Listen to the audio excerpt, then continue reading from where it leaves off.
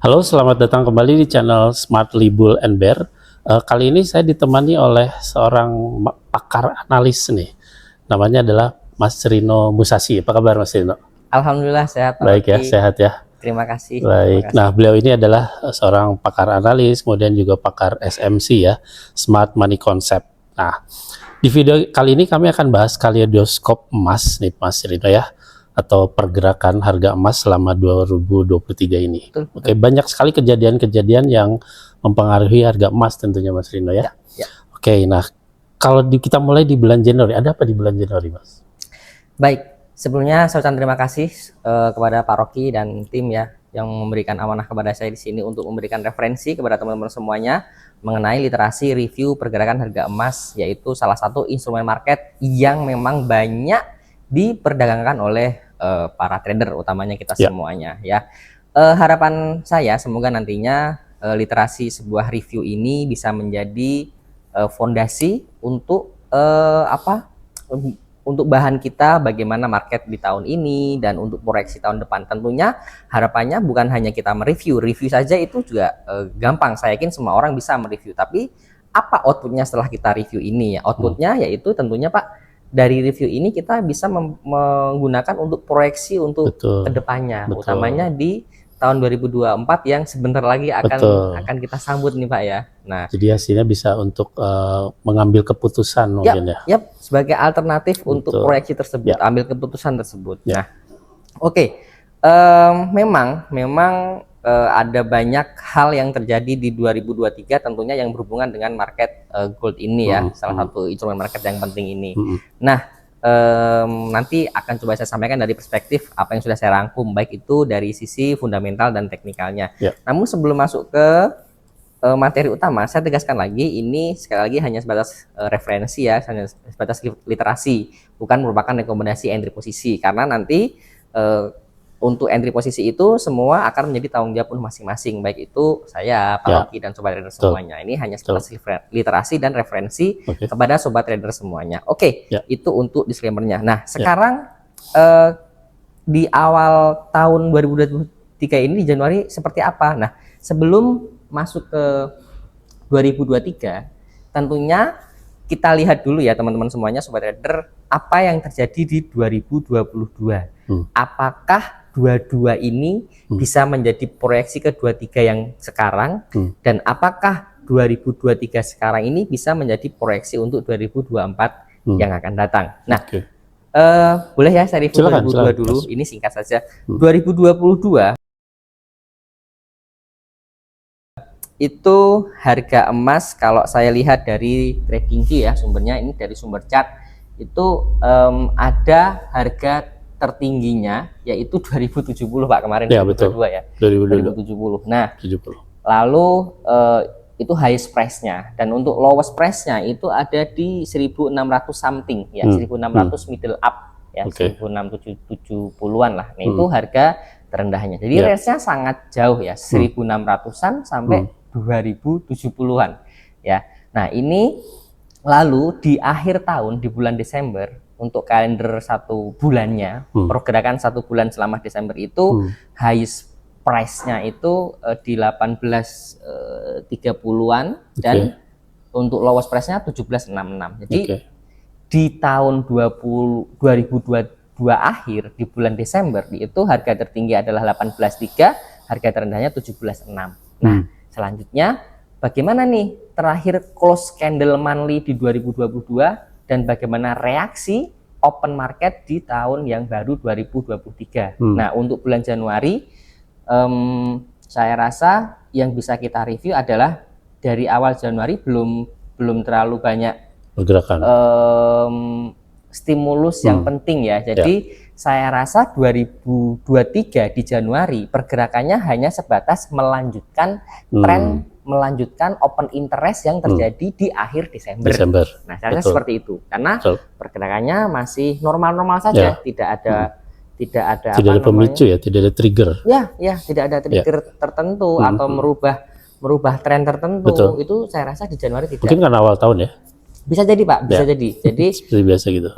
Dan dari strukturnya terlihat memang ini melanjutkan tren yang terjadi di akhir Desember 2022. ya. Muncul misalkan break of structure ya, belum terjadi change of character. Jadi di Januari saya rasa kondisi market masih hanya melanjutkan tren tersebut. Oke. Nah, kalau di bulan Februarinya gimana, Mas? Betul. Nah, Februari ini baru mulai menarik. Kenapa? Karena di Februari kemudian muncul displacement teman-teman semuanya. Muncul impulsivitas candle yang ini bisa memicu volume transaksi dan open interest yang nanti masuk. Dimulai dari tanggal 2 Februari. Teman-teman semuanya nanti boleh dicek di TradingView ya. Itu ada displacement yang muncul di time frame daily untuk tanggal 2 Februari ya. Displacementnya berupa candle bearish ya. Candle bearish ini displacement, dan untuk teman-teman semuanya yang misalkan memahami price action, di situ saya ambil pendekatan bahwa kesimpulannya di sini muncul bearish engulfing, ada displacement, ada bearish engulfing yang ini perfect ya. High-nya dan low-nya itu tertelan penuh oleh displacement tersebut. Nah, munculnya displacement ini bisa menjadi pemicu market, bisa menjadi trigger kita bahwa ini menandakan open interest-nya sudah berubah, Pak. Open interest-nya sudah berubah, dan tentunya kalau kita top down analisis ke lower time frame ini pasti akan terbentuk change of character. Pemicunya apa itu, Mas? Pemicunya, untuk di Februari ini secara umum itu bisa dimulai dari kondisi inflasi di Amerika, Pak. Ya.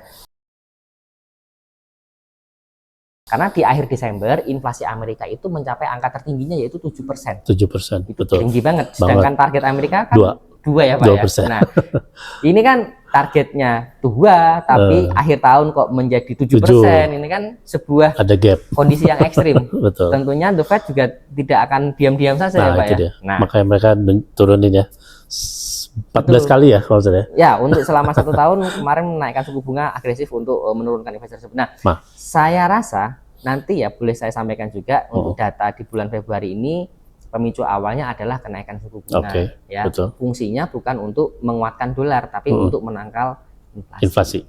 Setuju. Saya rasa seperti itu, Pak. Nah kemudian Februari, di Maret nih, kalau nggak salah Mas Dino waktu itu singgung di 17 Maret, ya ada apa 17 Maret? Betul, ya. Betul, Pak. Pertama dari teknikal lagi ya, dari data chart dulu. Dari data chart, setelah muncul displacement di awal Februari, betul, harga kemudian lalu turun ya. Di time frame daily-nya turun, dan setelah itu, nah ini pemicunya ya, bahwa dari kenaikan suku bunga tersebut, harga emas menyentuh harga terendah selama 2023, yaitu lowest price-nya di 1883A. Ya, di sekitar 1880-an. Nah, di sini tentunya setelah harga emas jatuh di harga terendah di waktu itu, dan di tanggal 9 sampai 10 Maret ini secara konstruksi candle juga terjadi displacement, Pak. Kalau di periode awal Februari displacement-nya turun, di awal Maret sebulan kemudian antara tanggal 9 sampai tanggal 10 ini mulai muncul displacement untuk kenaikan harga emas itu sendiri. Artinya open interest-nya sudah mulai naik. Dan di sini secara struktur membentuk change of character. Ya, nah change of character ini menandakan struktur market sudah berubah. Ya, yang tadinya dia trennya sudah turun, kemudian counter menjadi naik. Ya, betul. Nah, jadi teman-teman semuanya, jika di time frame bersama muncul displacement, itu bisa menjadi fondasi teman-teman semuanya untuk parameter akan sudah terjadi perubahan. Itu Maret ya. Maret. Nah, sekarang kita loncat ke April nih. Di April juga kayaknya ada sesuatu ya, atau tidak ada pemicu ya? Kalau nggak salah April itu ya tidak ada. April masih belum ya. Di menjelang akhir Maret tanggal 17-an itu muncul lagi displacement yang sangat tinggi, Pak. Nah, itu dia. Candle daily-nya sangat-sangat strong bullish, Pak ya. Strong bullish. Bahkan beberapa hari setelahnya itu juga masih terus naik. Ya, turun wajar ya. Berarti di bulan Mei ya, Mas ya, yang pecah high itu ya? Pecah high di bulan Mei. Betul. Nah, itu gimana? Itu juga karena kenaikan suku bunga setahu saya. Tentunya betul. Pasti tentunya iya, karena di situ The Fed mulai sangat-sangat agresif, Pak, untuk kenaikan suku bunganya. Yang biasanya range-nya hanya 2,5 atau mungkin ini persen basis point. Nah, ini naik cukup signifikan, dan akhirnya Untuk harga tertinggi kemarin di 2023 yaitu 2080 ya Pak ya. 2080 itu betul. Di 4 Mei akhirnya. Oke, 4 Mei. Di Ya. bulan 4 Mei. Jadi waktu itu kita selama 2023 ini hampir setiap bulan ada FOMC meeting, dan itu untuk memang keputusan ya. Iya. Keputusan selama 2023 ini. Iya. Ya, FOMC gitu. biasanya Karena mereka juga itu ya, mau nurunin inflasi ke 2% ya, salah satunya targetnya. cuman itu. Sebenarnya ada dua sih Pak untuk menurunkan inflasi. Biasanya tuh negara tertentu ya untuk menangkal inflasi itu biasanya ada dua. Cetak uang. Cetak uang atau dengan suku bunga, dan ada lagi mengeluarkan cadangan emas. Nah, itu. Tapi apa ya mau Bank Sentral itu mengeluarkan dia. cadangan emas. Kalau emas kayaknya nggak mungkin dikeluarin dulu. Jadi suku bunga lah yang ya, suku bunga yang dikorbankan. ya. Betul. Oke. Nah, kemudian loncat nih ke bulan Oktober ya. Kita tahu bahwa di Oktober ini ada agresi Israel ya terhadap Hamas. Nah, itu saya tahu banget ya, itu tanggal 5 saya ingat pas opening hari Seninnya udah loncat banget itu. Ya, yang ikutin juga pasti ya Mas Rino, silakan. Baik. Nah, betul Pak, betul. Setelah fase bulan Mei itu ada penurunan harga cukup signifikan di market gold ya. Dan ternyata di bulan Oktober sampai pada akhirnya Oktober ada geopolitik ya Pak ya. Ada geopolitik antara Hamas dan Israel. Dan itu memang secara timeline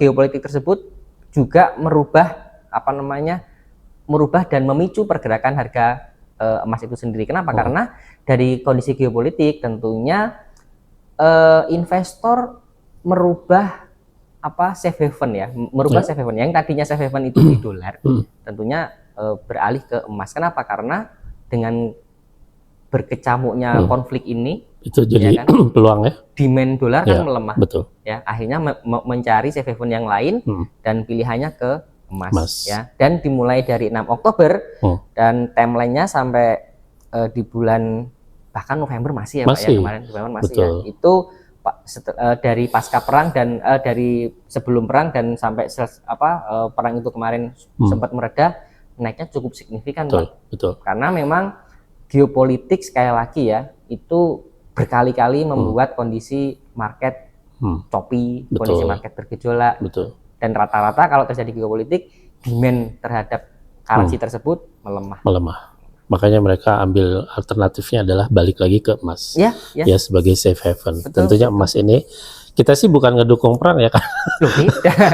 Karena kan efeknya dari perang itu jadi emas kan melambung tuh ya. Nah, itu kan peluangnya kita untuk beli saat itu ya. Iya, jadi apapun kondisi sosial ekonomi dunia, apapun geopolitik, dengan kita berkecimpung di bisnis ini, itu bisa menjadi peluang apapun yang terjadi, entah itu COVID, entah itu kondisi ekonomi, resesi, inflasi, apalagi geopolitik.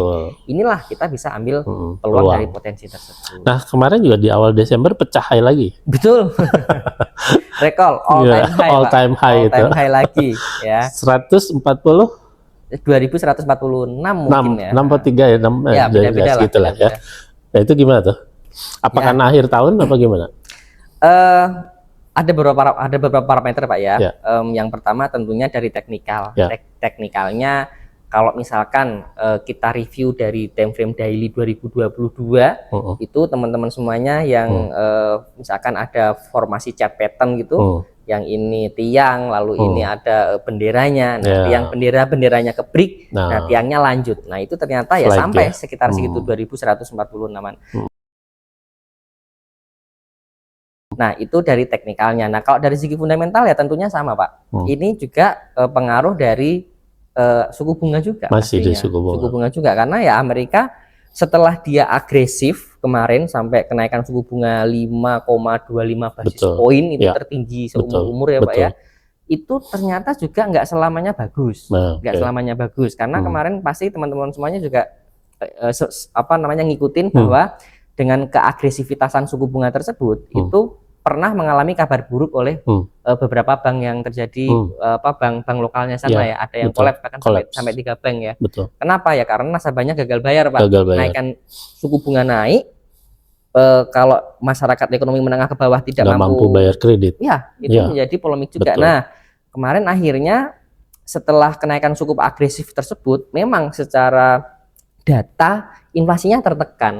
Tapi efeknya juga salah satunya untuk ekonomi menengah ke bawah juga nggak bagus. Betul. Nah, di sini NPL-nya tinggi, Mas. oh iya. Net performance loan-nya tinggi sekali itu. Betul, ya, betul, karena efeknya dari kenaikan suku bunga itu. Bahkan data non-farm payroll di bulan tertentu itu turun jatuh, Pak ya. Betul. Nah, tentunya ini memicu bahwa karena ekonomi Amerika memang sedang tidak baik-baik saja, demand-nya melemah lagi, beralih ke gold lagi, betul pasti. Dan sampai all time high 2146 mendekati akhir tahun. Nah, mendekati akhir tahun ini juga menjadi salah satu isu ya, teman-teman semuanya.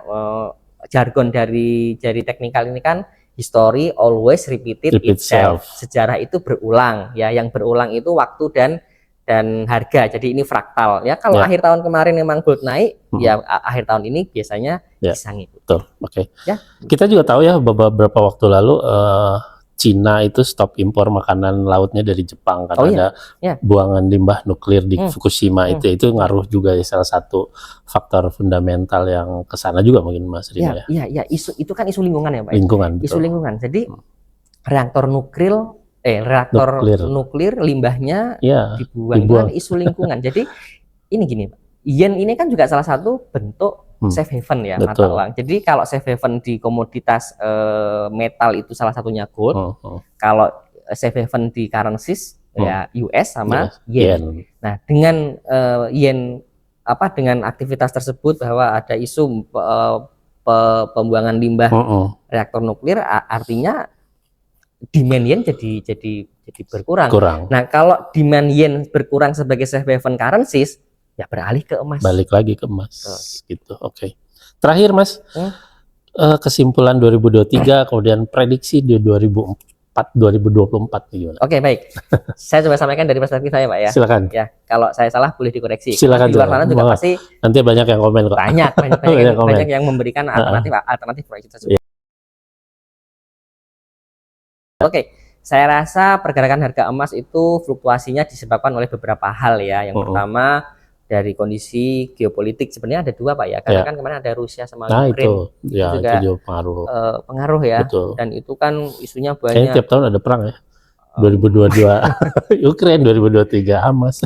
Silakan lanjut. Ya, oke. Dari geopolitik Ukraina sama Rusia, sama terus kemarin juga Hamas Israel itu pasti sangat berpengaruh, mempengaruhi demand dolar, mempengaruhi demand dari safe haven emas itu sendiri ya kan. Lalu di sisi lain dengan kondisi ekonomi dunia, Amerika utamanya US ya, terhadap inflasinya, lalu suku bunganya itu akan mempengaruhi terhadap supply and demand, karena prinsipnya market itu kan bergerak karena supply and demand. Kalau demandnya naik ya berarti harganya naik, kalau supply-nya itu meningkat ya berarti harganya akan turun. Seperti itu prinsipnya ya. Tinggal kita semuanya, teman-teman semuanya sebenarnya itu PR-nya mencari di mana area supply demand yang bagus. Itu dia. Baik dari kerangka waktu, time frame H1, D1 dan sebagainya, itu tergantungan sesuai dengan style masing-masing. Nah, baik.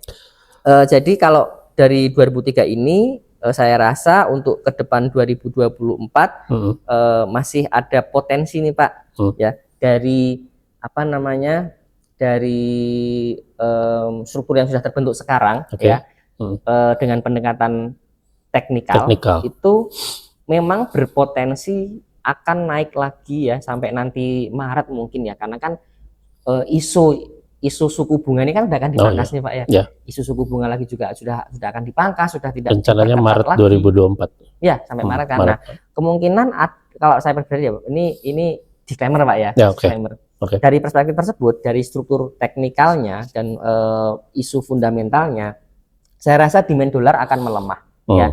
Kalau demand dolar akan melemah berarti akan ada kondisi penguatan dari emas itu sendiri. Nah, untuk teknikalnya itu saya rasa mungkin berpotensi ke 2.200 lagi. Ya, itu berarti kita pernah bahas itu ya di live trading ya. Waktu itu ya Pak ya, waktu live trading untuk proyeksi tahun depan 2.200 ya. Ada potensi ke 2.200 dan faktor pendukungnya juga nanti terkait suku bunga dan data CPI tersebut. Nah CPI ya, balik lagi ke pengaruh ya. Terima kasih banyak nih ulasannya dan analisanya Mas Rino ya. Sangat detail sekali. Semoga bermanfaat bagi sobat bull and bear, sobat trader semua di sana dalam hal mengambil keputusan investasi atau ya investasi di safe haven ini. Saya rasa sih emas saat ini masih tetap menjadi safe haven yang paling aman, Pak. Ya. Terima kasih banyak, Mas Rino. Oke, terima kasih. Sama-sama. Silakan subscribe, like, dan komen YouTube channel kami ini. Terima kasih sudah menonton. Sampai ketemu lagi di video kami selanjutnya. Salam Bull and Bear. Bye.